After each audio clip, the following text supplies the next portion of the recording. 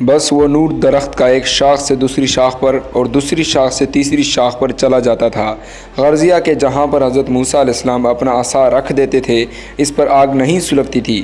یہ دیکھ کر حضرت موسیٰ علیہ السلام بہت مایوس ہوئے اور اللہ تعالیٰ کے حکم سے جب نالین اپنے پاؤں سے نکالے اس وقت دونوں نالین دو بچھو ہو گئے۔ اور یہ بھی روایت میں آیا ہے کہ حضرت موسیٰ علیہ السلام کوہ طور کی طرف جاتے ہوئے بی بی صفورہ نے ان سے کہا تھا کہ خبردار اس میدان میں جہاں جا رہے ہو سانپ و بچھو بہت ہیں، اچھی طرح سمجھ بوجھ کر جانا۔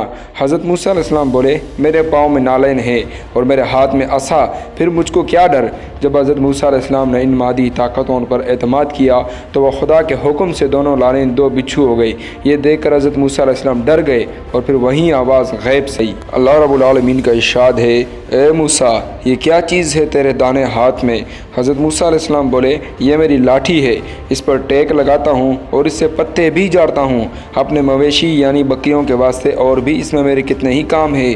اللہ تعالیٰ نے حکم فرمایا کہ تو اس کو ڈال دے۔ اے موسیٰ بس ڈال اس کو ناگہان، پھر تو وہ سانپ تھا دوڑتا پھرتا، پھر کہا اے موسیٰ اس کو تو پکڑ لے اور مت ڈر ذرا برابر بھی، اس کو اسی حالت پر کر دوں گا جو اس کی پہلی حالت تھی، یعنی یہ پھر لاٹھی بن جائے گی۔ پھر جب حضرت موسیٰ علیہ السلام نے اس کو پکڑا، اے موسیٰ ڈال اپنے ہاتھ کو اپنے گریبان میں، نکلے گا سفید چمکتا بے عیب، اور اپنا ہاتھ اپنے سینے پر رکھ لے خوف دور کرنے کو۔ بس یہ دو دلیلیں ہیں تیرے رب کی طرف سے فرعون اور اس کے سرداروں پر، تحقیق وہ ہے قوم فاسق۔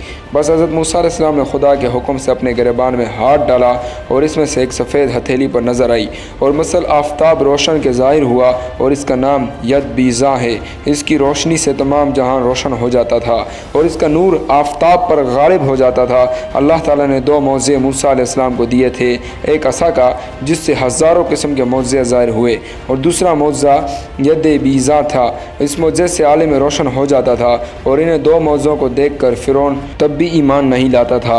حکم ہوا اے موسیٰ تم مصر جاؤ اور وہاں جا کر فرعون ملعون کو خدا کی دعوت دو۔